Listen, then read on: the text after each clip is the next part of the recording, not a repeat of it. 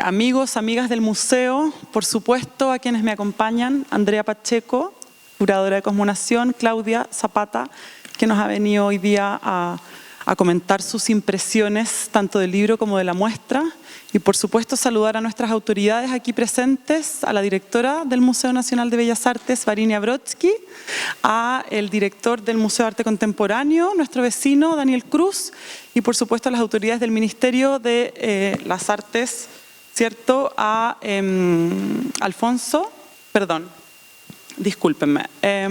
al secretario de las Artes de la Visualidad, Alfonso Arenas, y por supuesto a Florencia Lowenthal del Ministerio de la Cultura, quienes nos acompañan hoy día y han sido nuestros grandes colaboradores y aliados en este largo proceso que comenzó al otro lado del océano para ustedes y un poquitito después para nosotros aquí en el Museo Nacional de Bellas Artes. Saludarles, gracias por estar aquí en esta tarde un poco calurosa y soleada, pero muy felices de estar en este lanzamiento del libro de Cosmonación.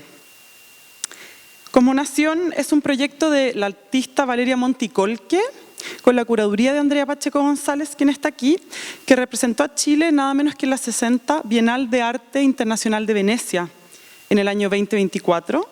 Posteriormente se exhibió en Estocolmo, ¿cierto?, en el Bonniers Kunsthall, y en nuestro hall central entre agosto y noviembre de este año, del 2025.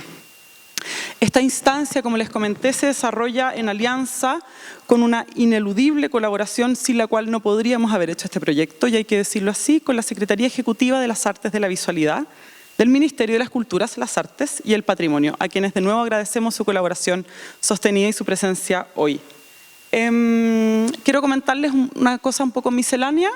Si sienten ruidos de construcción o herramientas, tengo que decirlo, se debe a que estamos en pleno proceso de remodelación y de conservación de nuestro edificio patrimonial, que ustedes saben tiene más de 100 años, así que necesitábamos hacer ciertos trabajos de conservación. Comentarles que en caso de sismo o emergencia, la salida del Salón Blanco se va a realizar por la puerta lateral, esa que ven allí, para salir hacia la zona de seguridad, que es directamente la puerta frontal del museo. ¿Ya? Les agradezco también a todas y a todos poder apagar sus teléfonos celulares hoy.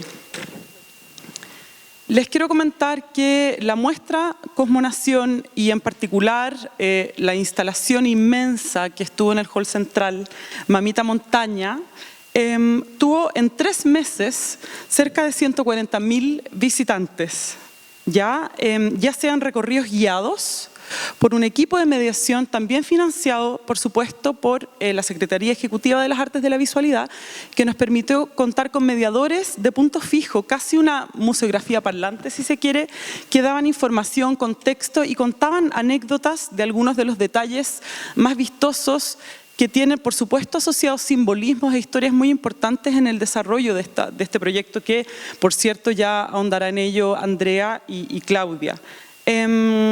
Esta obra completa se tomó gran parte del primer piso como un universo instalativo, textil, donde el artista también convivía, ¿cierto?, con nuestra colección de esculturas, por ejemplo, la colección fundacional, entrelazando, como ya lo haremos en nuestra conversación, memoria, identidad y una ficción política, ficción territorial incluso, para construir un territorio propio, un hogar propio. Eso era también un poco una idea a la base.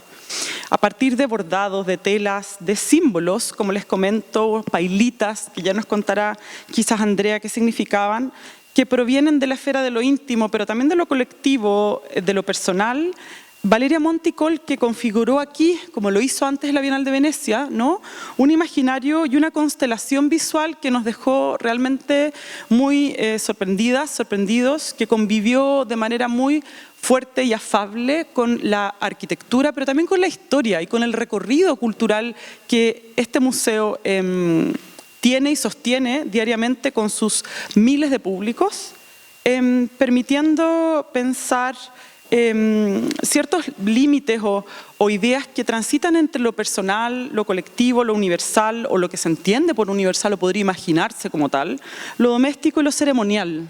Había algo de ello, sin duda, una idea de lo ritual, ¿no?, aquí presente en el hall.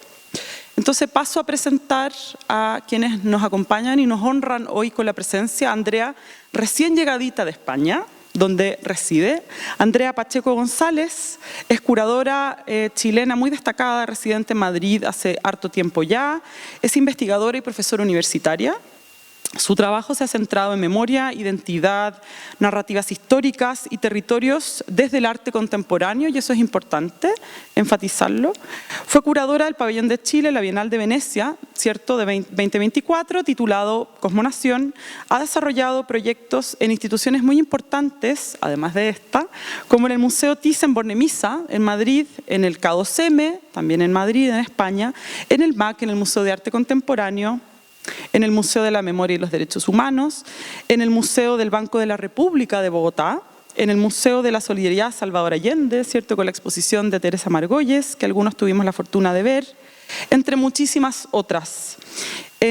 Y yo le insistí que era importante mencionar que es directora artística de las plataformas Felipa Manuela, un espacio de residencia afectiva, de creación y de reflexión en torno precisamente a algunos de los temas en los que vamos a ahondar en esta conversación, y del Instituto de la Tierra, tanto en la ciudad de Madrid como en la zona de Extremadura, en España.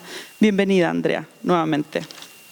Y Claudia Zapata Silva, que nos acompaña también hoy con su mirada, es historiadora y profesora del Estudios Culturales Latinoamericanos de la Universidad de Chile, es especialista en identidad y cultura en América Latina, con énfasis en intelectualidades indígenas, algo de lo que estaremos comentando, del espacio andino, algo por cierto muy pertinente en la obra de Valeria Monticolque, y de procesos contemporáneos de resignificación identitaria.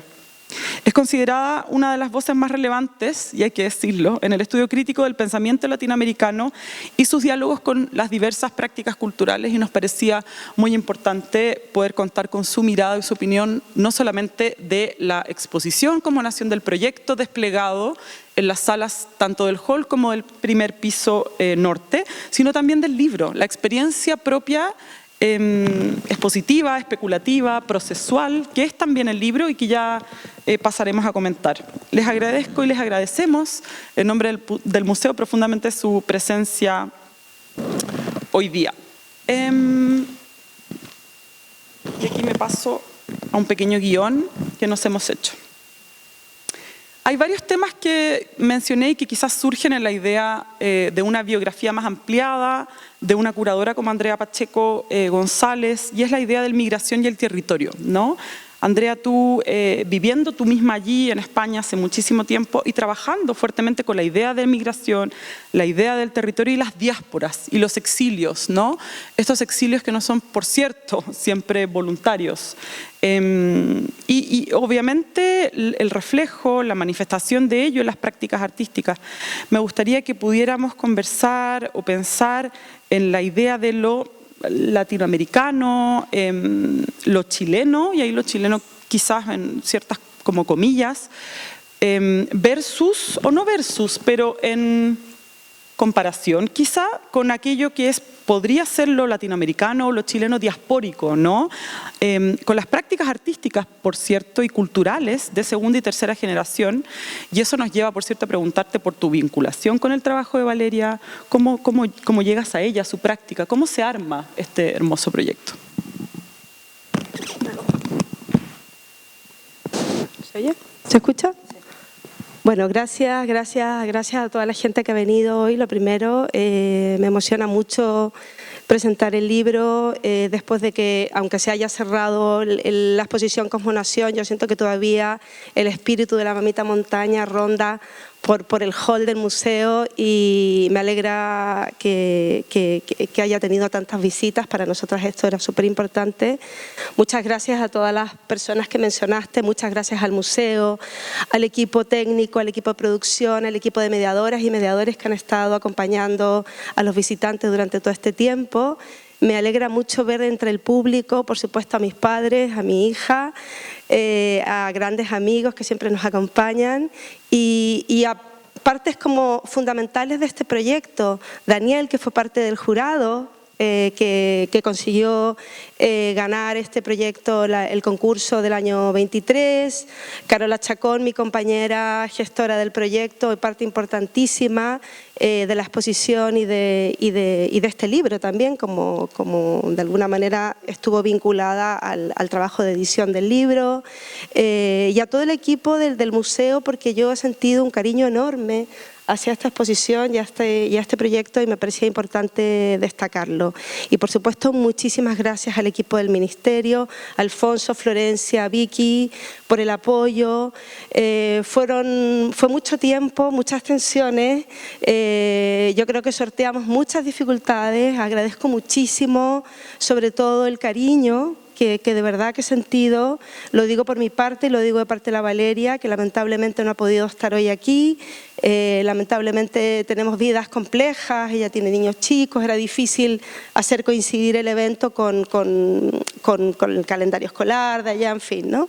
Pero gracias por el trabajo y por el acompañamiento afectivo, que siempre es muy importante. Gracias al equipo, digo nuevamente, Daniela, Pame, María José, Varinia, por supuesto, gracias a todas quienes han estado cerca del proyecto.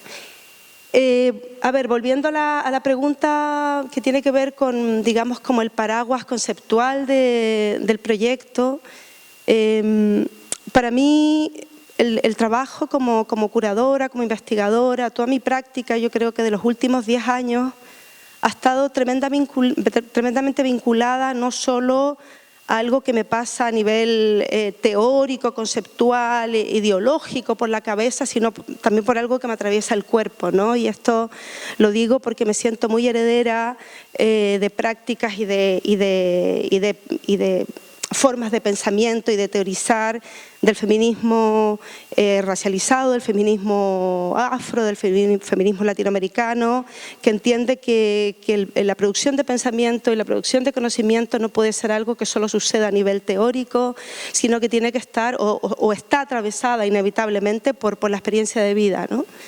Y para mí trabajar con la cuestión de la migración y con la cuestión de la diáspora y centrar mi foco de interés y de trabajo en, digamos, en ese asunto o en esas problemáticas está absolutamente vinculado a lo que yo he vivido como persona migrante en España.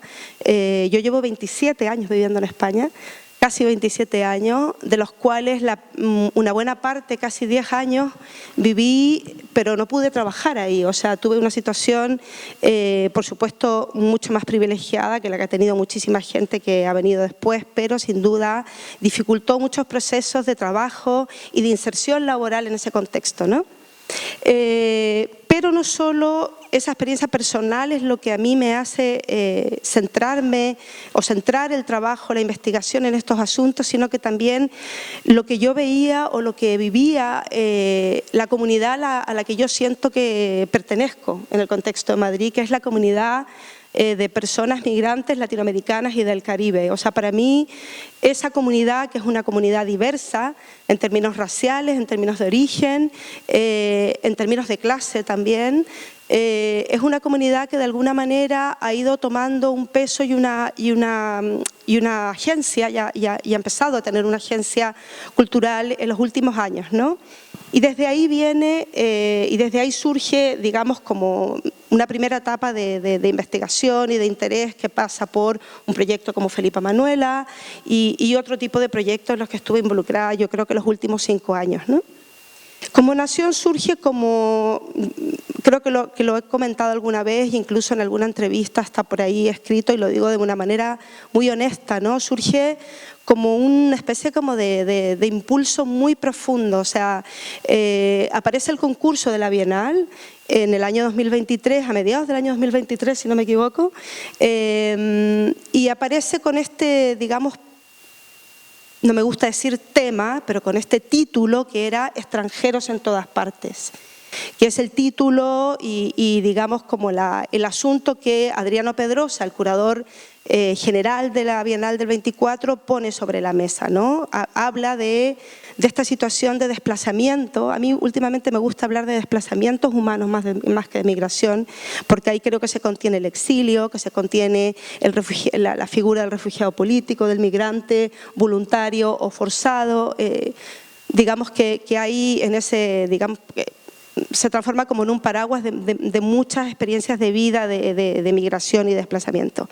Y entonces a partir de ese tema que pone Pedrosa sobre la mesa, que es la cuestión de la migración, del exilio, del refugiado político y cómo eso determina prácticas artísticas y determina prácticas culturales, fue lo que de alguna manera a mí me hizo pensar en la posibilidad de presentarme a este concurso, ¿no? Porque hasta ese momento no era algo que yo tuviese como en mente, ¿no?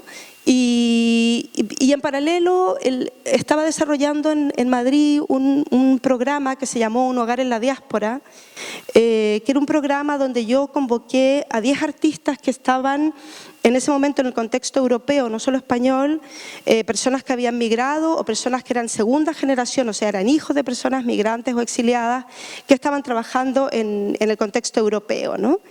Y dentro de ese grupo estaba, por ejemplo, Sandra Gamarra, que luego ha representado a España en la Bienal de Venecia, es una artista de origen peruano. An Wei, por ejemplo, un artista hijo de migrantes chinos en España, y una artista como Valeria, que era una artista hija de exiliados chilenos en Suecia. Y estuvimos trabajando durante un año un proceso de investigación y de pensar juntas en cómo esa experiencia de desplazamiento, de migración o de exilio permeaba o determinaba esa práctica artística, ¿no? Cómo eso se manifestaba materialmente en la obra, que era algo que a mí me interesaba mucho investigar. Y es cuando aparece el concurso, ¿no? Entonces, de alguna manera fue como algo que estaba como muy dado, ¿no? O sea, que era un marco conceptual y teórico que invitaba o que nos convocaba a quienes estábamos trabajando en esos asuntos, ¿no? Y de ahí surge la postulación al concurso y el concepto de cosmonación, que ya, bueno, está contado como de una manera que yo creo que bastante cercana y honesta, y como digo, he intentado como escribir un texto muy poco teórico, en el sentido de he querido escribir un texto que pueda ser entendido y comprendido y de alguna manera como que pueda atravesar como experiencias de vida, aunque tú no hayas tenido concretamente esa experiencia de desplazamiento, ¿no? Entonces, este asunto de cosmonación aparece como un concepto muy clave para poder entender lo que yo quería contar, ¿no? Lo he contado varias veces, el concepto de cosmonación lo tomo de las investigaciones de un antropólogo haitiano, de origen haitiano, residente en Estados Unidos, académico de la Universidad de Berkeley, que es Michel Lagarde, y que ha estado durante las últimas 4 décadas investigando sobre todo las comunidades haitianas o afrodiaspóricas en el contexto de Estados Unidos, ¿no? Y en esa investigación antropológica, sociológica, lo que él ha de alguna manera como descubierto o ha entendido que las personas que habitan esas diásporas, incluso en terceras generaciones, no rompen esas relaciones afectivas con las comunidades de origen de sus padres o de sus abuelos incluso, ¿no? Sino que se mantienen conectados a esos territorios, por ejemplo en el contexto de la gente que ha migrado de Haití a Washington, por poner un ejemplo, ¿no? Incluso como digo, terceras, cuartas generaciones mantienen vínculos afectivos, económicos, materiales, incluso vínculos políticos con esos territorios. Entonces pasan a habitar un territorio cosmonacional en el sentido que habitas 2 o más naciones, ¿no? Es mi propia experiencia en este momento, la experiencia de mi hija, ¿no? Nosotras en este momento tenemos, por ejemplo, la posibilidad de votar en Chile y en España. Eso es, de alguna manera, lo que condiciona esa condición cosmonacional. Entonces, y ya para terminar y pasar a la siguiente pregunta y no entretenerme mucho con esto, digamos, estas ideas como antropológicas, teóricas, que venían de la sociología, yo tenía la completa seguridad que podían estar realmente, se podían encontrar un lugar de manifestación material, artística, en la obra de un artista, y en el caso de Valeria, esto claramente lo pude comprobar de una manera muy directa, ¿no? O sea, la obra de Valeria es una obra que yo hoy día diría que ya no solo habita dos territorios o dos geografías, o podría vincularse a dos naciones que son las que ella tiene en su historia de vida, ¿no? Que son Chile y Suecia, sino que digamos que trasciende y se desplaza por muchos territorios, ¿no? Y eso es lo que de alguna manera el proyecto cuenta.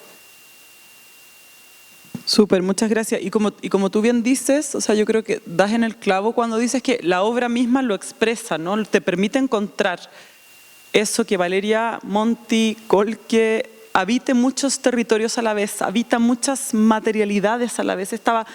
No había una unicidad, había una orgánica, por cierto, había un peso muy claro, una coherencia, pero había una variedad que podría extremarse en la palabra mucho más interesante de lo abigarrado, que tú lo mencionas tanto, y que es efectivamente una condición como intrínseca de Valeria. Eso es muy interesante. Me gustaría, quizás pasando a Claudia, precisamente preguntándonos por los contextos en relación a la idea de las estéticas comparadas, que obviamente es uno de los temas que tú muy bien manejas y has investigado, hacer este paralelo o esta vinculación que incluso se manifiesta brevemente en uno de los textos, en la sección que escribe Gloria Cortés Aliaga, una de las curadoras del Museo Nacional de Bellas Artes, ¿no? Que menciona estas primeras décadas del siglo XX, donde algo así como una pregunta o un plantear esto de lo identitario ocurre, ¿no? En relación a un contexto en particular. Si pudieras andar, Claudia, en algo de aquello. ¿Está prendido? Sí. No sé. ¿Se escucha? Ya. Bueno, buenas tardes, muchas gracias también. Y sobre todo a Andrea, porque pensó que yo podría venir a decir un par de cosas interesantes. La verdad es que es un capítulo más en una conversación que ya hemos tenido como hace bastante rato. Yo no soy del ambiente artístico, más bien tengo una formación de historiadora cultural, y en ese sentido me considero más bien una visitante, ¿ya? Y una pasajera media sospechosa, ¿ah? Por todos estos espacios, porque también me dicen muchas cosas respecto de mi trabajo también. Y en ese sentido, bueno, te doy las gracias, Andrea, porque también se me había olvidado, pero habíamos estado conversando por un libro que yo también escribí, ¿cierto? Yo presenté tu libro. Ay, se me había olvidado. Bueno, es un libro que se llama La historia no parte de cero, a propósito del tema que pone Daniela, y que son textos que tienen que ver con la deliberación pública, no son textos académicos. ¿Ah?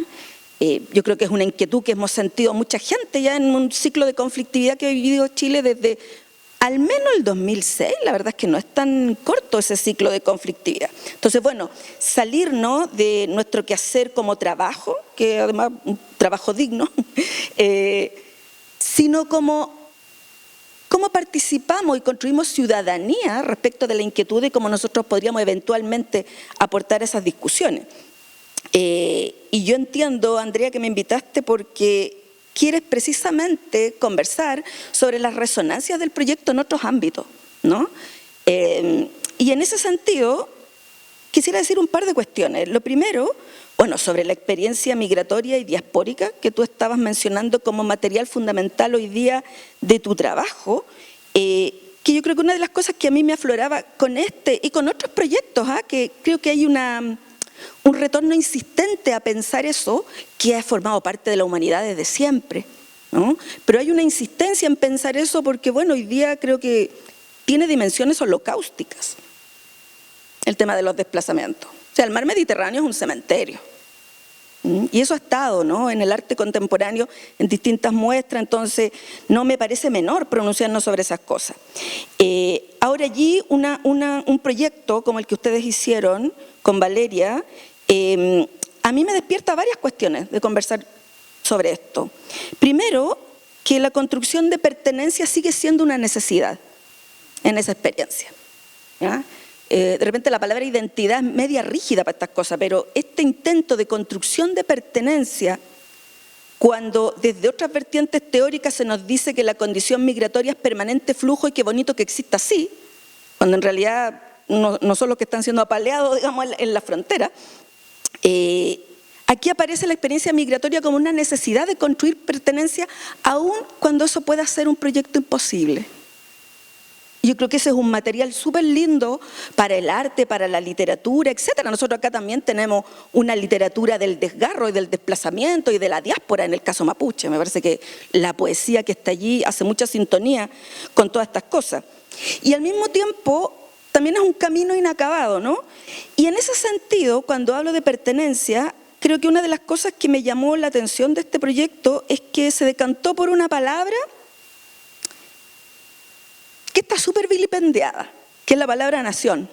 ¿Ya? Yo al principio no entendía mucho la cosita de Cosmo, porque como vengo de los estudios indígenas, no es que toda la gente que hace estudios indígenas piense esto, yo creo que más bien ahí soy una minoría. Pero hay un lenguaje, ¿no?, que se ocupa solo para hablar de pueblos indígenas y pueblos conquistados, que tiene que ver con, no tienes cultura, tienes cosmovisión. Hay una terminología que es distinta y que a mí me parece que esconde una jerarquía civilizatoria. Pero aquí entendí, ¿no?, la referencia con este proyecto, con este concepto que trabaja ese antropólogo, me hizo sentido, pero me voy a detener más bien en la palabrita nación, porque creo que es más productiva para un montón de cosas, para las reflexiones políticas también. Es más productiva que la palabra nacionalismo, sin lugar a dudas. Que a mí me dicen nacionalismo, yo no, de ahí no entro, digamos, porque doctrina de seguridad nacional, etcétera, ¿no? Pero nación, creo, ¿por qué digo que es más productiva? Porque, bueno, permite identificar las disputas en torno a eso, que son disputas desde que existe el periodo republicano en América Latina. Quiero ocupar la palabra republicano en ese sentido. Sí, porque las palabras tienen su recorrido, en este minuto no es el mejor, digamos. Pero sí voy a reivindicar eso y voy a reivindicar algo que mis colegas con las que yo dialogo mucho en términos políticos y culturales, como Luciana Cadaya, como Valeria Coronel, argentina, ecuatoriana, estamos llamando, ¿no?, un republicanismo plebeyo, y que tiene una larga tradición, y donde los pueblos indígenas, afro, las mujeres han sido centrales en estas disputas, ¿no? No siempre se llega a liderar estos proyectos. Sin embargo, son fundamentales la interferencia y los resultados de esa construcción. Creo que los estados nacionales, como los conocemos hoy, no son posibles de pensar sin esas interferencias populares.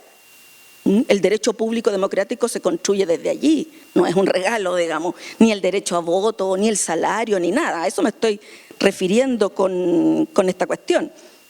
Y en ese sentido, me gustó leer el texto de ustedes porque hacen, ¿no?, un paralelo con lo que ocurría con este museo hace un siglo, porque es una cuestión que le estoy dando vuelta ya hace un ratito, no porque piensa que la historia se repite, pero sí hay coincidencia. Y tal vez no tenemos que empezar de cero, a propósito del título del libro que conversábamos la otra vez, tal vez no tenemos que empezar de cero para identificar núcleos de problemas, pero también desafíos. ¿Ya? Y en ese sentido, si uno se va a los años 20, podríamos irnos a 1925 de hecho, si uno se va a los años 20 del siglo XX, uno va a encontrar que hay dos cuestiones que son centrales en la construcción de pensamientos críticos, movimientos sociales críticos y arte crítico, que son la cuestión nacional y la cuestión americana. ¿Ya? Y desde allí se construyeron relatos tremendamente críticos sobre aquella nación oligárquica que excluía y que había construido una blanquitud, ya sabemos que eso es súper construido también, pero sin embargo no tiró a la basura esos conceptos, más bien se los apropió. Y también como un lugar para mirar el mundo. Se hablaba también incluso de un nacionalismo americano, que me parece que es un concepto muy lindo. Y esa disputa fue central en dos niveles. ¿Ya? La primera, obviamente, en el local, con las naciones excluyentes que teníamos en ese minuto. No es que se haya acabado, pero se reformuló la exclusión. Y en algunos momentos se relajó también, porque tuvimos momentos mejores, siento yo. Y también otra interpelación es a un contexto global, ¿no?, que en ese momento estaba súper marcado por aquello que se llamaba la decadencia de Europa, que me da un poco de risa cuando hablamos tanto como si el eurocentrismo siempre fuera algo, un enemigo tan robusto y sano. El eurocentrismo ha pasado por momentos bien decadentes, digamos. De hecho, en ese mismo momento varios europeos estaban diciendo que Europa, chao. Ellos mismos estaban declarando la muerte de Europa. Y después de eso viene un imperialismo distinto, que es el imperialismo gringo, que también constituye un imperialismo cultural, y que es hoy día el que administra el eurocentrismo. ¿No? Eso pervive, pero no está administrado por los europeos. De hecho, más bien, veamos cómo se comportan con Trump, digamos, es bien patético. Entonces, creo que en ese nivel estaba marcado por un desafío de capitalizar la crisis de estos modelos nacionales acá, pero también de pensar una cuestión que siento yo que nos hace sentido hoy en día, que es pensar el ascenso del fascismo. ¿No? Eso era. Y a propósito de eso, no hicimos nada, pero bueno, en 1925 se publica La escena contemporánea de Mariátegui, que además no solo es un político, intelectual, sino que también es un crítico cultural de talante. Y en la escena contemporánea hay toda una parte que se llama biología del fascismo, que yo ahora, a propósito de esta invitación que me hiciste y de la conversación que tuvimos el otro día, me puse a verlo, y qué alucinante, qué maravilloso cómo ver a alguien que desde el Perú, a propósito de la escena andina, ¿no?, que siempre ha tenido una vocación de mundo. Creo que la lectura folclorizante es tremendamente miope.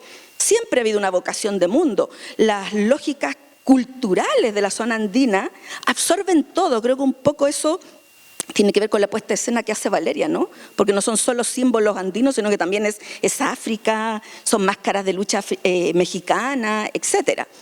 Y bueno, Mariátegui, el que dice todo lo humano es nuestro, ¿no? A eso me refiero con esa vocación de mundo.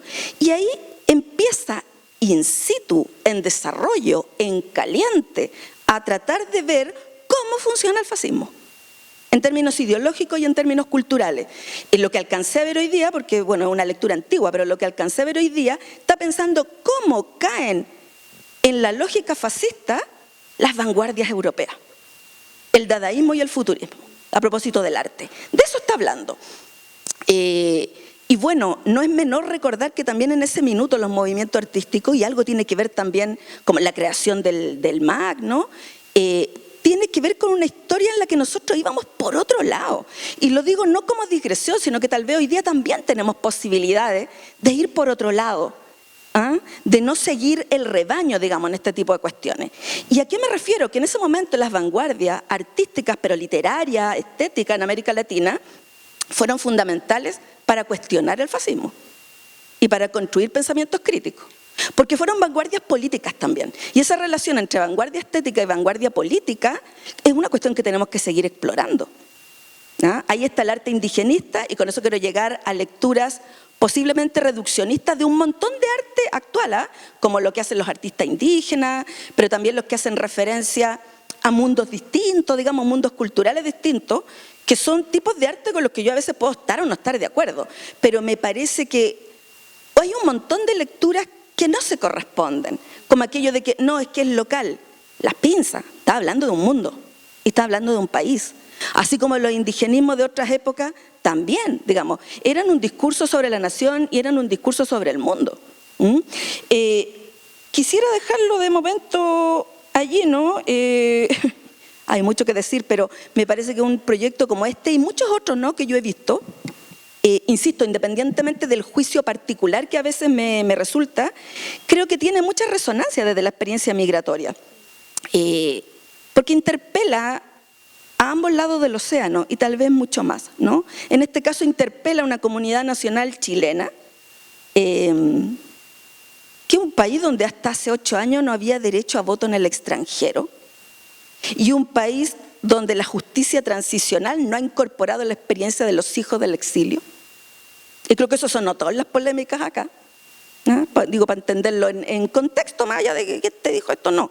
Creo que eso se ve, pero también en Europa. O sea, yo siento que este proyecto es parte de un sistema artístico europeo al que lo interpela al mismo tiempo, y le está diciendo, porque además el tercer mundo está hace mucho rato en Europa, le está hablando de sus límites y de sus exclusiones. Y ahí en ese sentido hay un video performance donde a mí me parece que hay una tremenda descolocación, que a mí me gustó mucho. Hay una tremenda descolocación entre esta performance del cuerpo saturada de elementos no solo andinos, sino tercermundistas. A mí me gusta más ese concepto que sur global, que me carga, pero no es un momento para desarrollarlo acá.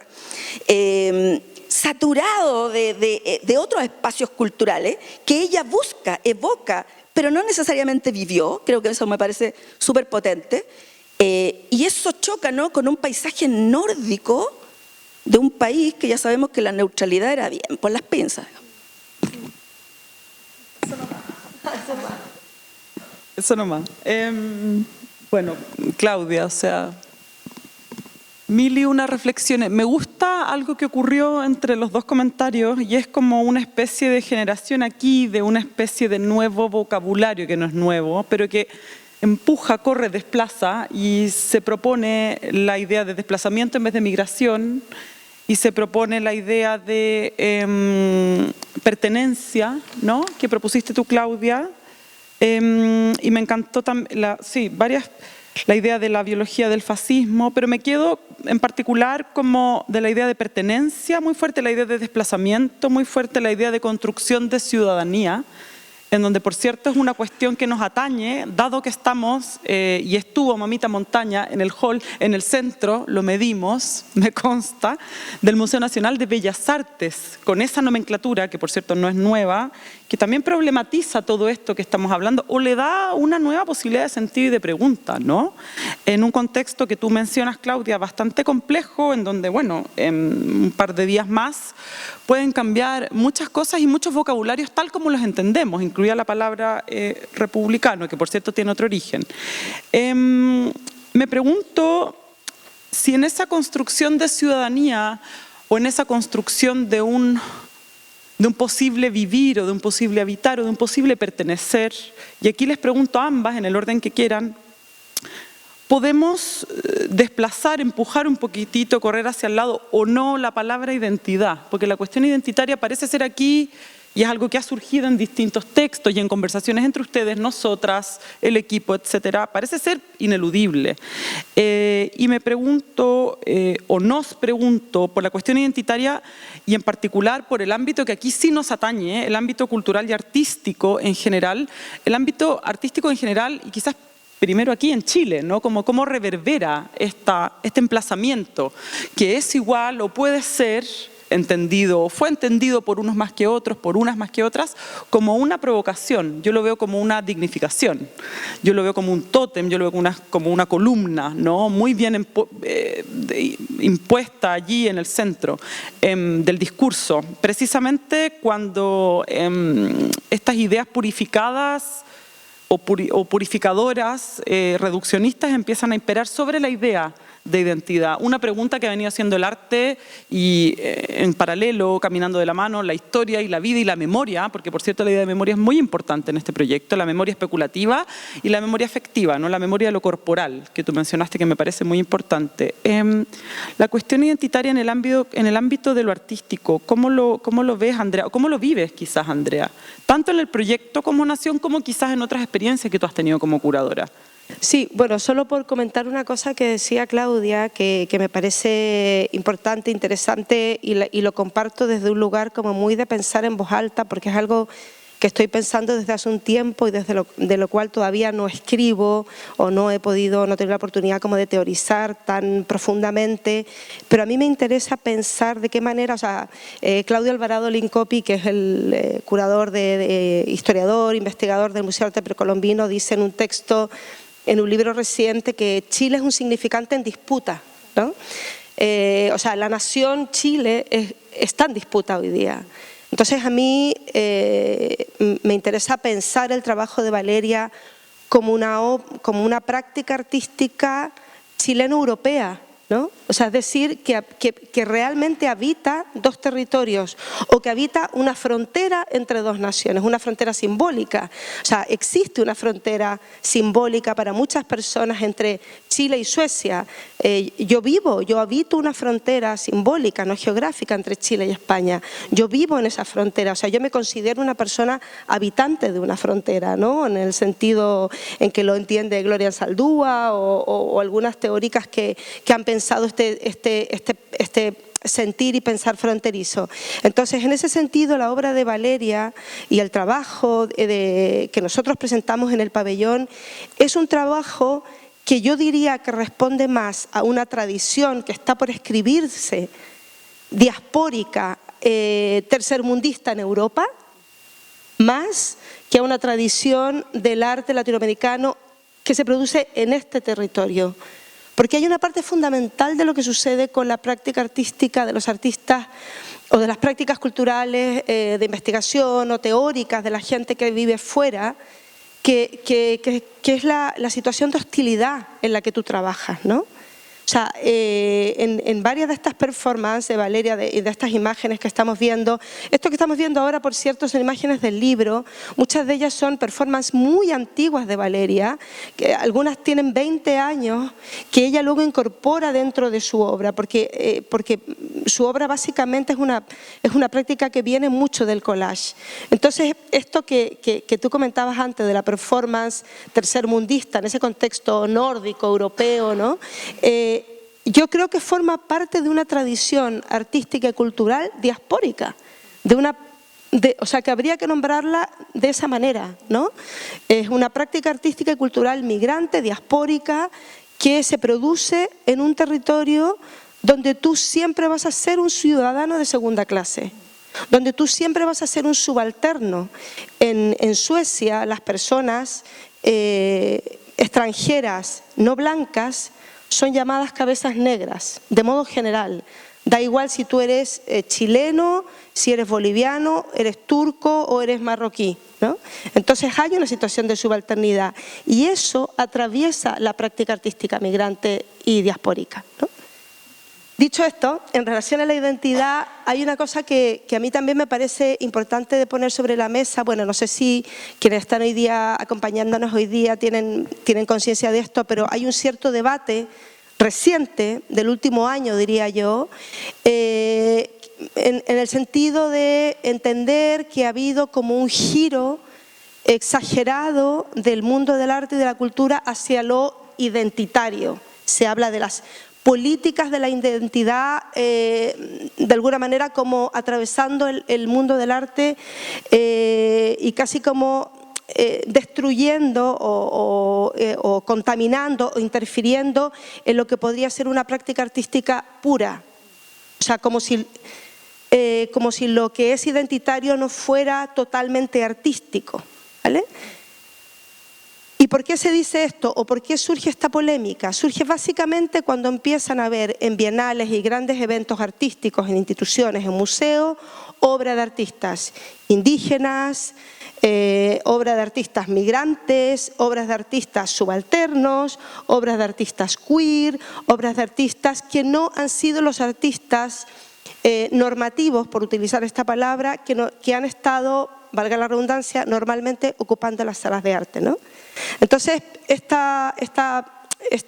debate a mí me trae como, me lleva a pensar, y esto ya te lo traslado a ti, Claudia, porque es algo que hemos hablado, en que solo se entiende como identitario lo que no es lo normativo, es decir, como si toda la pintura del siglo XVI, del siglo XVII, o todo el Museo del Prado, o toda la colección del Museo Thyssen, que es básicamente pintura del centro de Europa del siglo XVII y XVIII al XIX, como si esa obra, si esa pintura, como si el cuadro de las Meninas de Velázquez no fuese identitario también, ¿no?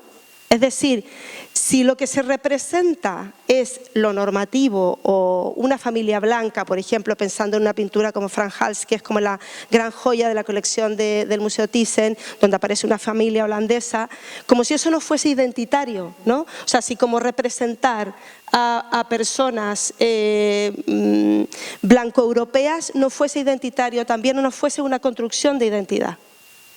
Entonces, esta es una cuestión que está sobre la mesa y está sobre el del campo del debate cultural hoy día. Bueno, temón. Con esto que preguntas tú, Daniela, uno podría hablar de identidad y de identidades eternamente. Creo que es un tema obsesivo también. América Latina, para que no nos autoexoticemos. Uno va a Europa y todo el rato están hablando lo mismo. O sea, es, bueno, una obsesión de la humanidad, entre tantas otras. Y a propósito de eso, creo que hay un tema que nos inquieta y que es más contingente, pero que expresa esta cuestión de largo aliento, que son las condenas actuales a la política identitaria. Nuevamente hay tema. Por derecha y por izquierda. Y creo que el episodio ahí más reciente es el proceso constituyente chileno. Cuando después desde la vereda de la cultura de los sectores por la transformación empiezan a salir diagnósticos, pareciera como un repliegue burgués, ¿no? Como que ya nos dio susto tanta gente en la calle, cada uno con su bandera, como diría alguien por ahí.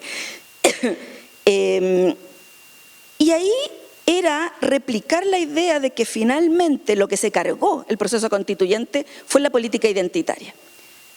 Es una cuestión que hemos estado discutiendo en otro espacio con las compañeras de la coordinadora 8M, con los compañeros que estuvieron detrás de algunas candidaturas, perdón, de algunas representantes indígenas en la convención.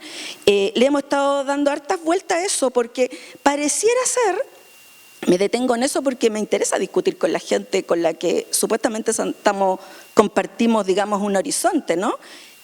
Pareciera ser que al final del día los culpables siguen siendo los mismos, los indios, las mujeres, iba a decir otra palabra más fea, pero las disidencias sexuales, en fin, pareciera que son los mismos. Entonces, cuando se condena la política identitaria, que no es que yo la defienda, un poco sé a qué se refiere, pero cuando se condena la política identitaria uno tiene que preguntarse quiénes son los descalificados y quiénes son los que se están librando de la condena. Por lo mismo que mencionabas tú y que hemos conversado un montón de veces, ¿qué política no es identitaria? Porque la política de las élites es absolutamente identitaria. Las disputas por la nación tienen que ver con el secuestro identitario oligárquico de las naciones. Tienen que ver con eso. Y que derivan en nociones poco democráticas de sociedad. Las élites funcionan con una idea de distinción y de exclusividad. Cuando ponen a los niños en escuelas distintas, carísimas y todo, es porque hay una noción de que son diferentes y de que tienen que tener algo acorde a su diferencia, que es una diferencia jerárquica, civilizatoria, de clase, etc. Entonces, si no estamos viendo aquello, bueno, entonces terminamos siendo racistas y misóginos. Porque el problema de la política identitaria, si lo vamos a entender como una identidad que se repliega en sí misma, que no dialoga y que excluye, eso es transversal. Es absolutamente transversal. Entonces, obviamente existen las identidades cerradas, pero también hay otras que buscan dialogar con el mundo. A mí me parece que lo que llegó a la convención eran aquellos que quisieron encontrarse con otros. Esas particularidades que miran el mundo y que saben que para transformarse a sí mismas, para tener una mejor condición de vida, tienen que transformar el mundo y tienen que aliarse con otros. Eso es lo que llegó a la convención.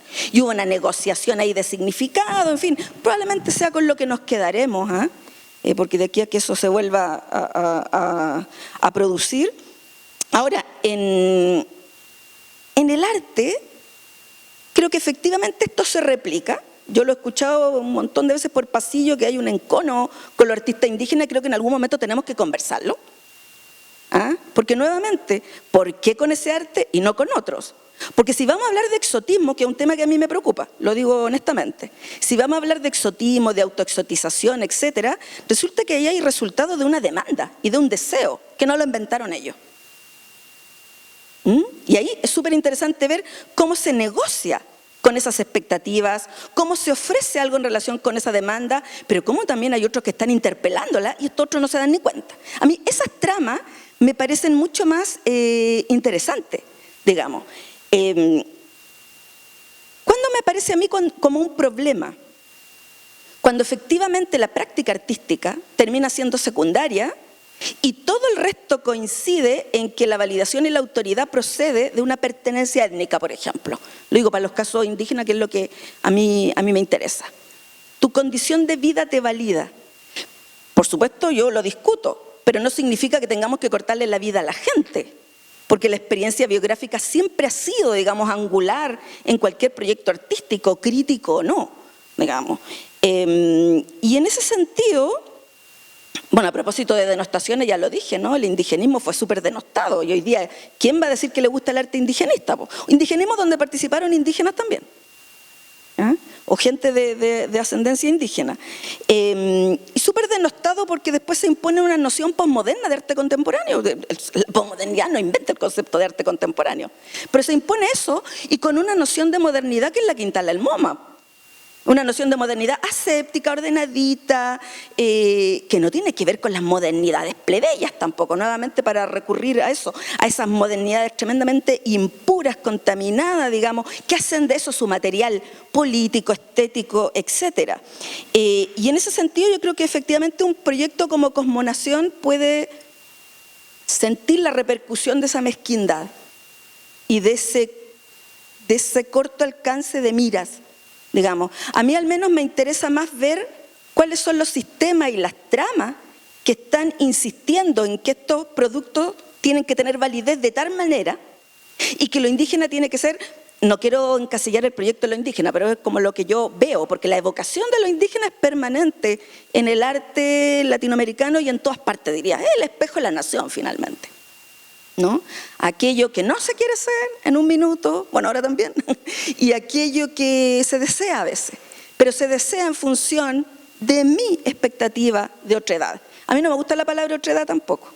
Sí, porque cuando uno habla tanto de quién es distinto a mí, estoy hablando de mí, no estoy hablando del otro. Y además nunca vemos cuál es el discurso de la otredad que construyen esos sectores. También hay un discurso sobre el sujeto nacional, sobre el sujeto mestizo, etc. Y eso pareciera que no es otredad. Por lo tanto, le estamos negando también la palabra, ¿no? Creo que Cosmonación también puede ser susceptible de una lectura, en ese sentido, reduccionista.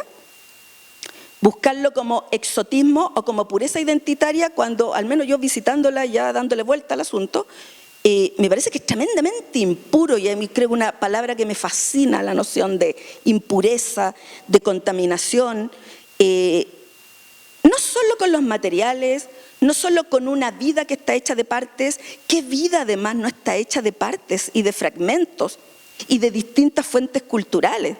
Porque pensar que los indígenas, los afro, etcétera, tienen que ser puros, esa cuestión es colonial, pero de manual. ¿Ah? Me parece que una cuestión interesante que hay hoy día en cierta parte de las literaturas indígenas, no en otras, porque hay otras que replican esto, porque bueno, todos hemos sido pedagogizados con esa idea sobre lo indígena. Entonces, descalificar tal o cual literatura o tal o cual proyecto de artistas indígenas por eso, me parece que termina siendo racista, porque no estamos viendo la trama histórica y contemporánea que exige ese tipo de cosas. En ese sentido, me parece que la idea de impureza es tremendamente potente, porque está despuntando un desarrollo conceptual, teórico y político hoy día muy distinto. Creo que en el arte también lo podríamos pesquisar, como yo no me muevo tanto en ese ambiente, creo que es un hilo interesante de análisis, que es como puedo pertenecer a un sector subalternizado, racializado, etcétera, y al mismo tiempo puedo ser impuro, y reivindico mi impureza, que es además una condición de impureza no solo biológica, que lamentablemente la cuestión biológica todavía nos rodea como fantasma, ¿no? No solo en la cuestión biológica, no solo en la cuestión cultural, sino también es una necesidad política. Cuando la Andrea habla de abigarrado se está refiriendo a un teórico político boliviano que se llama René Zabaleta Mercado, que creo yo que nos aporta un montón de elementos para pensar también el arte y la cultura, aunque él se dedicó más bien a pensar otro tipo de cosas, que es la noción de lo abigarrado. La noción de lo abigarrado dice cómo coexisten mundos y universos culturales distintos, lenguas, modos de producción, que esa parte se nos olvida cuando hay tanto auge primitivista y culturalista, ¿no? Modos de producción, formas de intercambio que son tremendamente distintos, dice, pero esa es una fragmentación provocada por el colonialismo. De repente alguien despistado puede decir, mira qué lindo cómo usan sus vestimentas indígenas, pero bueno, a lo mejor no te dejan usar otra, y eso ya es un problema. No son los objetos, son las relaciones, ¿no?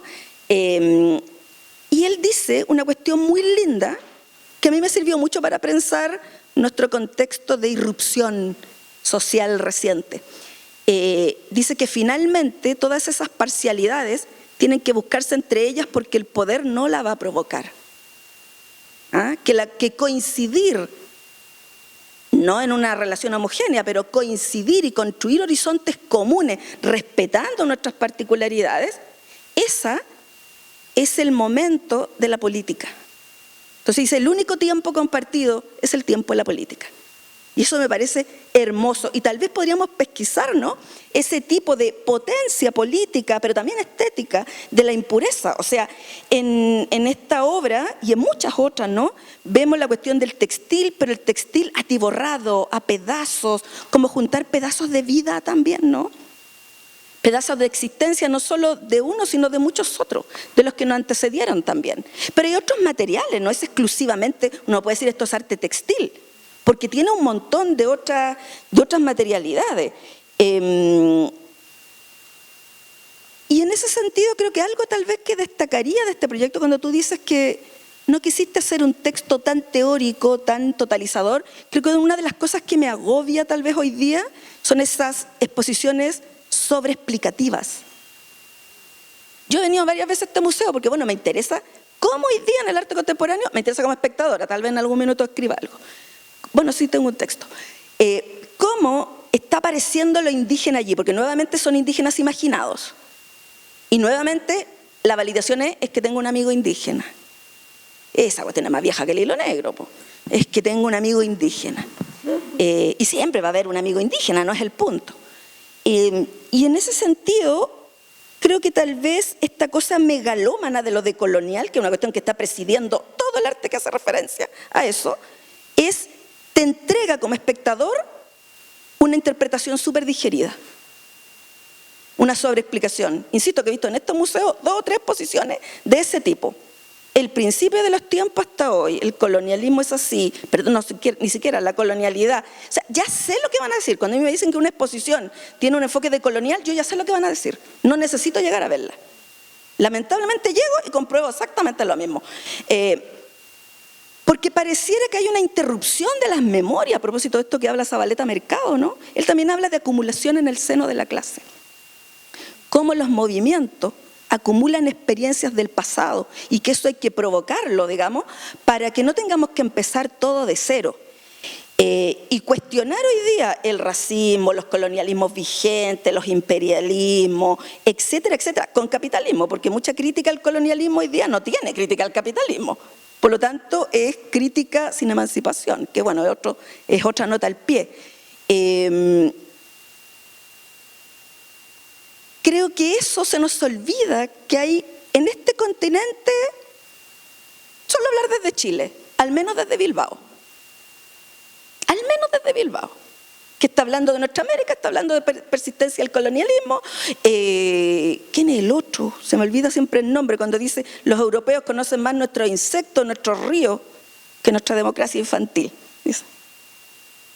Es hermoso lo que dice. Bueno, ya me voy a acordar que en una cita que yo ocupo mucho en clase para conversar estos temas.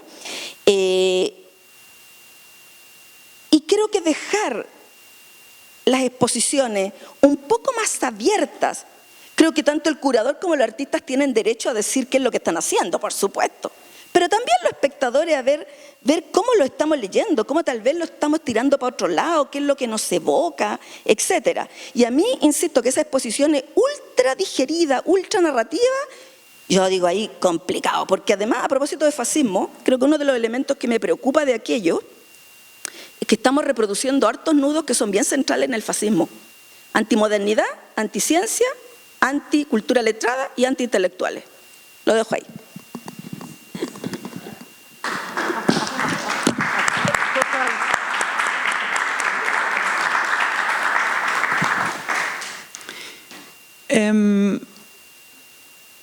por eso me gusta algo que Valeria utiliza mucho como materialidad, como símbolo, como lenguaje, como poesía, como construcción, como propio, como performático, como performatizable, que es la tela, el textil. Y no solo la tela cosida, bordada, superpuesta, hay muchas capas, hubo allí en Mamita Montaña un gran telón debajo de otro telón.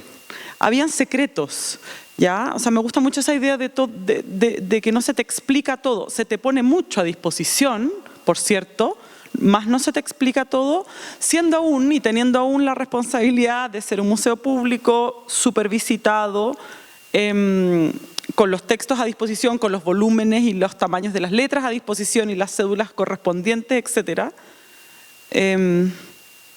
Camino o queriendo o siendo lo más inclusives e inclusivas posible, una palabra que también uno puede como examinar, desenmarañar, desconfiar, porque sin embargo es algo que nos convoca en nuestra misión museal. Me gusta la elección del textil. Es algo que pusimos, ¿no?, en este guión, y ahí un poco preguntarles, y quizás voy a dar vuelta, voy a ser muy mal y voy a dar vuelta el orden propuesto, porque me gusta la idea de una montaña de textil. Tuve la oportunidad hace muchos años de conocer el taller de Valeria Monti en Suecia, en este barrio alejado del centro de la ciudad, que hay muchas capas obviamente allí para entender y comprender, afectivas y geográficas y geopolíticas, donde me muestra estas alfombras, ¿no, Andrea?, que tú conoces bien y que fueron parte de una exposición que ella hizo hace muchos años atrás. O sea, el textil desde muchas perspectivas, ¿no?, y desde muchas miradas y desde muchas aproximaciones bien experimentales, el textil bien, y aquí podemos saltar o no, pero bien champurria, o bien abigarrado, o bien contaminado, o bien espórico, bien no puro, bien pintado, sobrepintado, insisto, cosido, y no solamente ella cose. Yo creo que en un momento cosimos todos, menos yo que lo hago pésimo, pero muchos aquí cosimos y había que coser, y había que juntar, y había que superponer. Y eso era muy importante, esa operación, porque ¿sabes lo que ocurre? Y lo dijo muy bien Antonella Esteves en un comentario que realizó sobre la muestra. Lo textil es un lenguaje cercano, lo textil es algo que puede conectar. En un museo que todavía aparece, y ahora recién conservado, muy bello, muy neoclásico, muy ordenado, muy simétrico, muy voluminoso, de muros muy gruesos, etcétera, de techos muy altos, que al menos yo no conozco a nadie en este lugar que tenga, no sé, pues que se identifique con una casa, un hogar así. El textil te da una cierta idea de pertenencia, de familia, de yo me visto, yo creo mi ropa, yo ocupo la alfombra, yo tengo el paño con el que limpio a mis hijos y el pañal y el no. Y entonces esta idea del textil como materia plástica, lo dice Claudia, o histórica, afectiva, pero también pienso en Valeria, Andrea, la relación con el textil que después su vestimenta y lo performatea y lo levanta y lo disloca en un contexto donde atrás hay nieve y donde atrás, no sé, pudo haber sido el Gran Canal de Venecia y hubiese sido una cosa absolutamente loca y desfasada y dislocada. Me gusta mucho eso, el textil como esta cosa que se pone, Valeria, ¿no? Y es un poco la yauquerita y es un poco la equeca, que como que se abriga, se apaña de ropa, literal, se apaña de ropa y hace hogar, hace casa. Que también creo, como dice Claudia en un inicio de su reflexión, es una necesidad. ¿Será que todos los humanos, las humanas, necesitamos hacer casa? ¿Por eso buscamos pertenencia? Parece que necesitamos, desde que salimos del útero, un poco volver. Se define como un artista textil, a propósito de que hoy día, dentro de estas corrientes artísticas que de alguna manera tienen en algún momento mucha circulación, como los artistas indígenas, como esta cuestión de lo identitario, está la cuestión textil como material y como herramienta y como dispositivo artístico muy presente. Yo creo que para ella, yo creo que sobre todo la Valeria tiene tres herramientas fundamentales. Una es la performance, otra es el dibujo y la otra es el collage. El textil, de alguna manera, es ese lugar donde confluyen esas tres herramientas, ¿no? El textil, y son las imágenes que estamos viendo, el dibujo es fundamental. Ella dibuja desde muy joven y luego en el libro podrán ver, ahora me voy a saltar un poquito al libro, hay imágenes de obras de ella muy antiguas, de cuando tenía 17, 18, 20 años, que decidimos incorporar al libro, ¿no? Entonces, por un lado está el tema del dibujo. Aquí vemos una imagen de una performance que ella hace, donde va efectivamente llena de ropa, siempre esa ropa, cada prenda, cada imagen tiene un componente simbólico muy fuerte. Ella es una artista que trabaja mucho desde una simbología muy personal, muy personal. O sea, ella te puede explicar, si estuviera aquí, cada imagen que nosotros vemos, ese pañuelo rosa, esas flores que están en alguna de las faldas, representan, por ejemplo, ¿por qué vemos siempre flores? Porque para ella representan paisajes floridos que se ven muy pocas veces en Suecia, en muy pocos momentos, es un tiempo muy limitado donde la gente tiene la posibilidad de ver un campo florido, por ejemplo, ¿no? Entonces, el textil es un material que a ella le permite, es el lugar, como digo, donde confluye la performance, el dibujo y el collage, ¿no? El collage, yo diría que la gran disciplina de Valeria es el collage, ¿no? El collage para mí es como su gran herramienta artística y a partir de ahí es donde ella genera todos estos imaginarios, todos estos territorios que son cosmonacionales, que son híbridos, que son impuros, que son mestizos, que son abigarrados, que son todos estos adjetivos que estamos utilizando ahora, ¿no? Por otro lado, aparte de esta cuestión, creo que el textil a ella le permite trabajar con algo que ha sido muy importante en este proyecto y que tiene que ver con la memoria de quienes no están, con la muerte, ¿no? Para mí fue súper tremendo, Claudia, y Daniela, cuando estuve recientemente, hace poco, un par de años atrás, visitando el Museo de Arte Precolombino, la sala de arte textil, de piezas textiles, la colección textil, y entendí que para las culturas andinas la tela y el textil era de alguna manera una herramienta, un dispositivo, un instrumento que conectaba el mundo de los vivos y el mundo de los muertos, ¿no? O sea, todo el trabajo de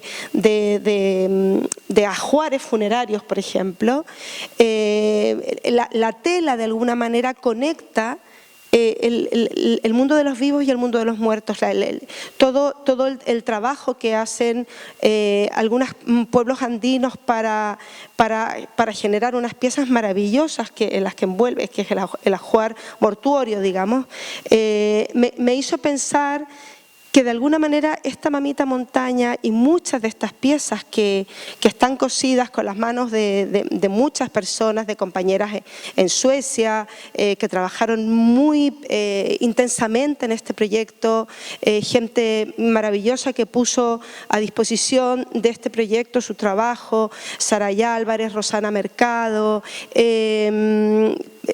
aquí en Santiago también un grupo de artistas, Melania Lynch, Catalina, igual se me olvida alguna, por cierto está toda la gente mencionada en el libro, pero de alguna manera hay un trabajo de recuperar memorias conjuntas a través de esa pieza, ¿no? Y en ese sentido el textil permite ser esa especie como de repositorio de memorias de una gran comunidad, de una comunidad que incluso se desplaza. Estas imágenes que estamos viendo ahora, por ejemplo, son de la pieza que se hizo aquí en el Bellas Artes se hizo una pieza nueva, porque Valeria perdió a su madre 3 meses antes de nosotras viajar a Chile. Su madre falleció de cáncer en febrero del 2020, de este año, del 25, y nosotros inauguramos la exposición de Bonniers 2 semanas después, y ella quiso hacer, esta es una imagen, por ejemplo, esta imagen que estamos viendo ahora es una foto de su madre cuando llegaron a Suecia, ¿no? Y es una foto de la cual ella hace una pintura y luego esa pintura se traslada a esa pieza textil, ¿no? Entonces realmente son de alguna manera también espacios de memoria no solo personal sino que de muchas personas, ¿no? Y en ese sentido hay una cuestión muy política en el proyecto también, porque es un proyecto comunitario de alguna manera, sin ser comunitario en el sentido de ser una práctica que trabaje con una comunidad, pero de alguna manera al cada persona poner su trabajo, sus manos y su, digamos, imaginario al servicio de ese trabajo, está siendo también un trabajo que no solo está ceñido a la historia personal de una sola persona, ¿no?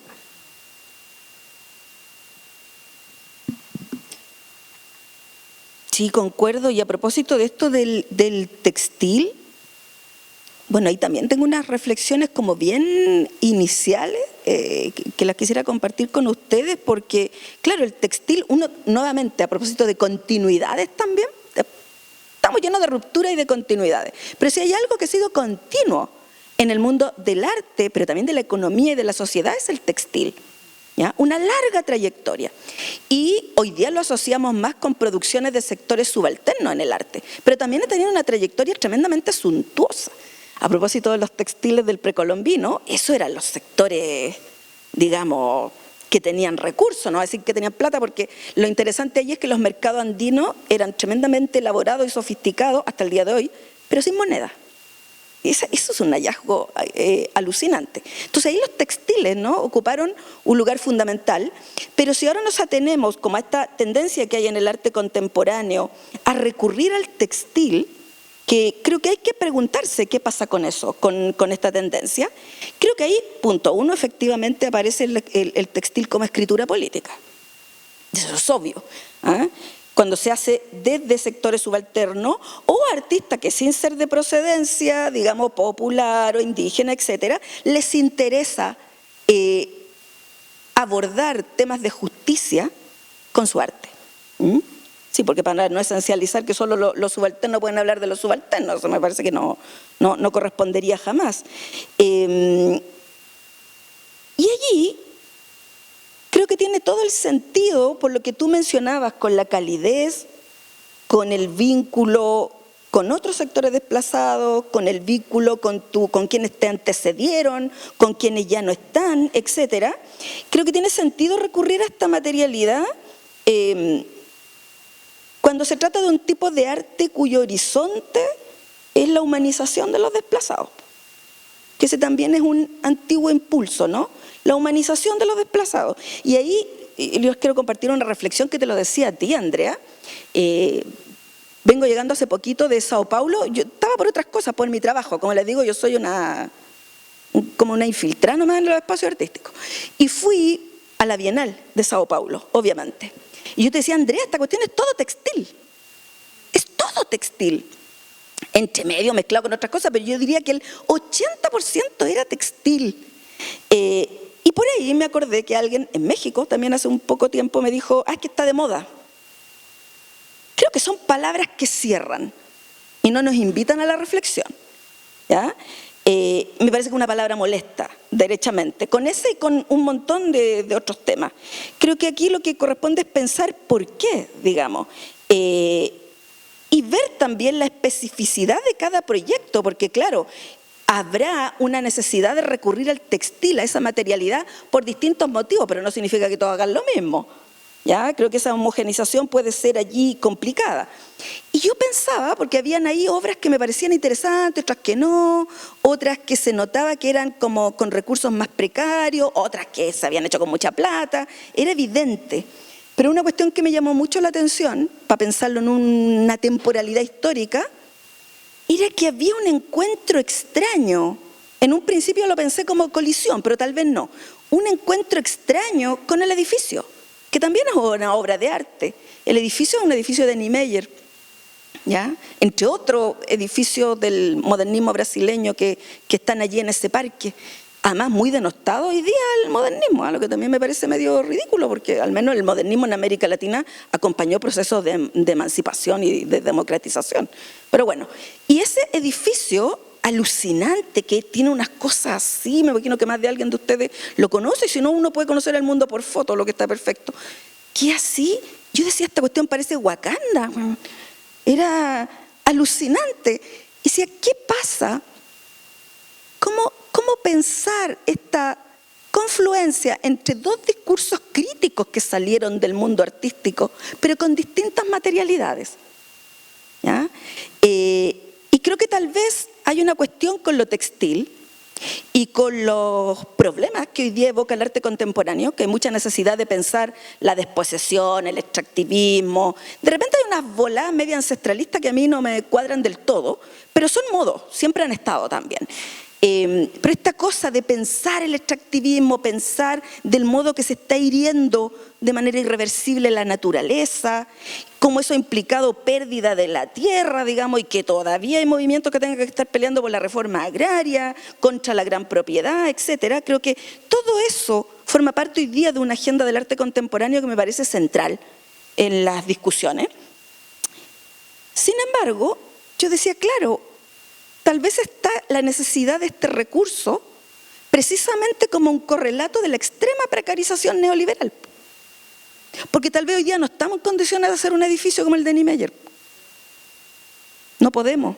Tal vez ni siquiera se nos está permitido pensar en el futuro. Ese edificio es futurista. ¿Ya?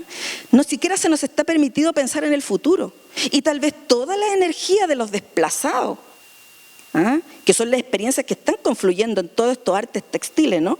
Tal vez la experiencia de los desplazados nuevamente está en una etapa de sobrevivencia, de humanización, etcétera. Veamos el arte feminista, que también tiene mucho textil hoy día, ¿no? El arte feminista que está en los circuitos activistas, y es loco pensar cómo todavía el feminismo, a propósito de estos que lo declaran enemigos, cómo el feminismo sigue luchando, ni siquiera por quitarte el puesto, amigo, sigue luchando para que no nos maten. Es así de básico, ¿ya? Y me quiero quedar con esa idea de humanización, porque el otro día te contaba, Andrea, que también me acordaba a propósito de esto que me quedó resonando, que no lo tengo tan articulado, de esta confluencia, ¿no?, entre edificio modernista, futurista y las obras que se relacionaban con el textil y que destacaban lo precario, lo colectivo, en fin. Hay un texto muy lindo de Bell Hooks, que es una feminista negra, digo negra porque ellos reivindican ese concepto en Estados Unidos, y ella tiene un texto muy lindo, tenía textos muy cortitos, siempre pensando para la discusión política. Y ella se acordaba de sus madres y sus tías de las comunidades negras, que había cierta tendencia a coser pañitos y a tejer pañitos, ¿ya? Y ella lo interpreta como precisamente la necesidad de construir hogar. Y dice, ojo, por eso que yo digo, atención a las tramas aquí y no a las lecturas tan fáciles desde afuera. Dice, desde un feminismo liberal, que el feminismo liberal blanco lo que hace es discutir la idea del ángel del hogar. Pero aquí estamos hablando de mujeres que nunca pudieron ser ángel del hogar porque no había hogar, porque había barraca, vivían en las barracas. Las plantaciones, una de las cuestiones básicas de la deshumanización es que no permitían hacer familia. ¿Ya? Yo no soy particularmente amorosa de las familias, pero una cosa es decidir no tenerla y otra cosa es que te la prohíban. ¿Ya? Entonces ella habla de ese deseo de hogar como una cuestión básica para cualquier transformación política. ¿Ya? Cualquier transformación política. Y creo que eso son claves tal vez para pensar hoy día esta necesidad de tal vez vincular discursos tan rimbombantes sobre la desposesión y el extractivismo con la práctica material del arte. Hacer esas confluencias, porque me parece que son necesarias de pensarse así. Sí, yo solo apuntar una cosita en relación a esto que dice la Claudia. Efectivamente, en el trabajo de Valeria, la utilización del textil, por ejemplo, de las alfombras, como decías tú, que las alfombras son piezas tejidas a partir de collage o este tipo de piezas que tienen una impresión digital de un collage que haya realizado, pero luego tienen un montón de intervenciones dentro de la propia pieza textil, de otra serie de elementos, tiene que ver precisamente con esa necesidad de pertenencia, con esa necesidad de búsqueda del hogar, que es una necesidad vital y muy... O sea, el hogar no viene dado para una persona desplazada y para una persona migrante y una persona exiliada. El hogar es algo que tú tienes que encontrar de una manera muchísimo más engorrosa, compleja, incluso en términos materiales, que cuando no te has ido de tu lugar donde has nacido, ¿no? O sea que la búsqueda del hogar se manifiesta también en esa utilización de materiales textiles, de materiales del hogar, como por ejemplo la alfombra, ¿no? O sea, para la Valeria todo eso tiene mucha relación con esa necesidad y con esa búsqueda que sobre todo sucede como entre su adolescencia y los 30 años, por trazar un periodo de su vida, ¿no? Esa búsqueda del hogar tiene que ver también con esas materialidades que ella utiliza en su trabajo como artista. Claro. Sí.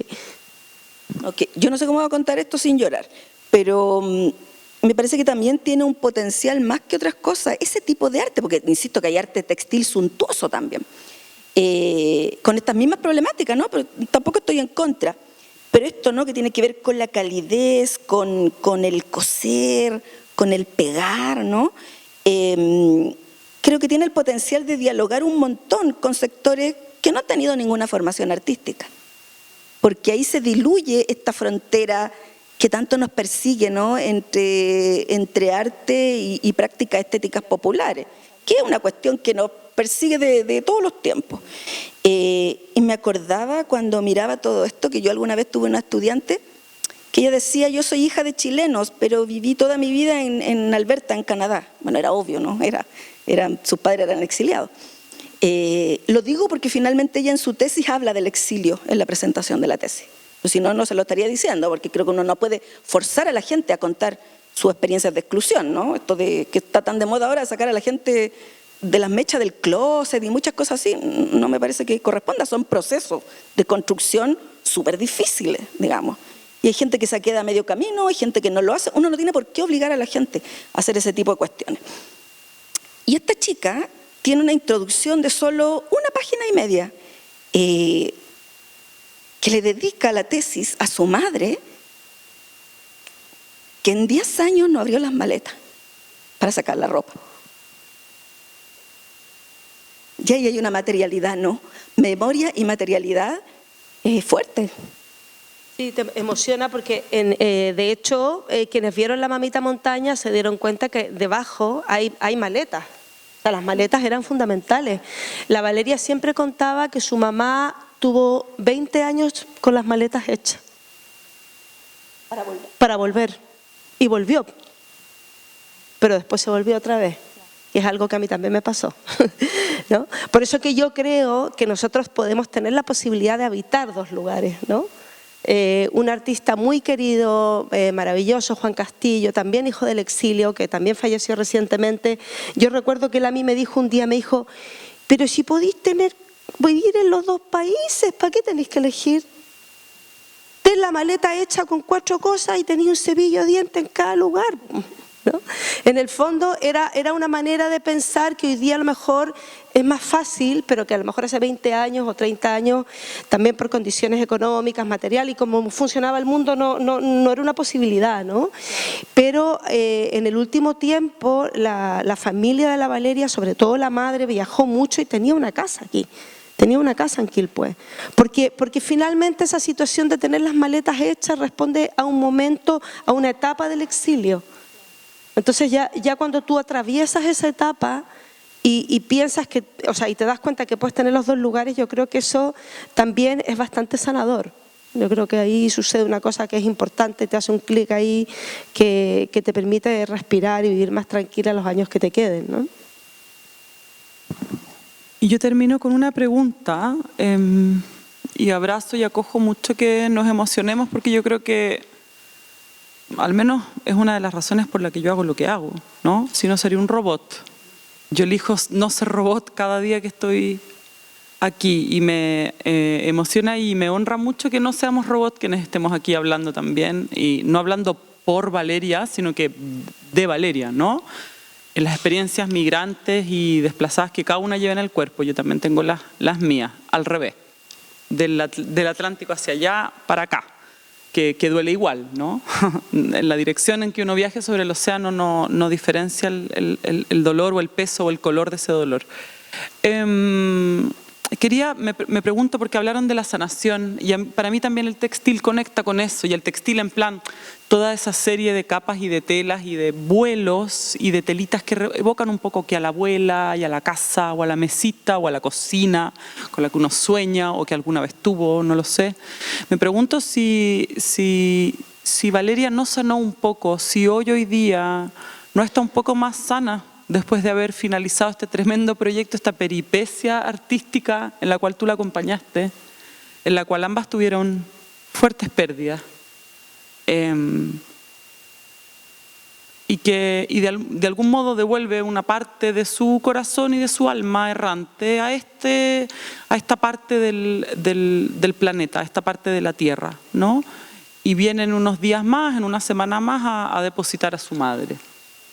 Me parece que hay algo esperanzador allí.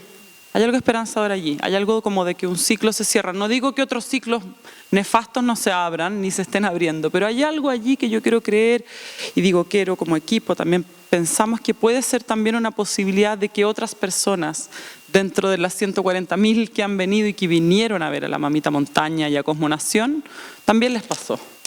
También les pasó.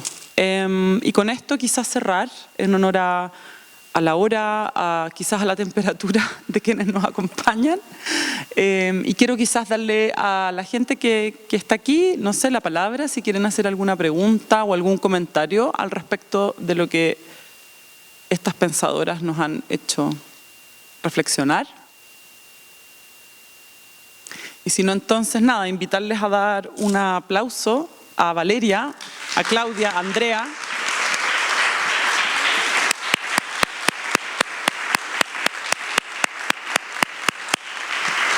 Y no me importa si no están, pero no puedo dejar de cerrar, y me permiten los 30 segundos de agradecer al equipo del Museo Nacional de Bellas Artes que hizo posible que este proyecto hubiese estado en el hall y en la sala, y también este libro esté aquí hoy, al área de exposiciones, al área de montaje, al área de mediación que proyectó este discurso reverberante por 3 meses casi en nuestro hall con miles y miles de personas, y por supuesto y en particular a Lorena Musa, del área de diseño del museo, por supuesto el área de comunicaciones que nos acompaña y difumina todo lo que vamos haciendo, pero eso, muchísimas gracias al equipo, a la directora por este esfuerzo y este trabajo. Está todo en este libro. Muchas gracias. Una cosa más. Antes de cerrar, nada, agradecer a los autores y autoras que escribieron en el libro, que me parece muy importante. Ya ha mencionado Daniela, hay un texto maravilloso que escriben a 2 manos, Daniela Berger, que es jefa y directora artística de este museo, junto a Gloria Cortés, que es curadora del museo, que hacen una relación muy bonita con obras de la colección del museo. Hay un texto de Francisco Godoy Vega, compañero, amigo, migrante chileno en Madrid, donde habla de su experiencia como persona migrante también en el contexto de la ciudad, y este encuentro con la Mamita Montaña. Hay un texto de Macarena Olmos Dusant, curadora, investigadora de origen chileno, residente en Suecia, donde habla de alguna manera de toda la comunidad de personas, de amigos, de gente cercana a Valeria, que sintieron este proyecto y este éxito del pabellón como propio. Y un texto mío de Andrea Pacheco como curadora del proyecto, y que espero que disfruten mucho. Muchas gracias por venir.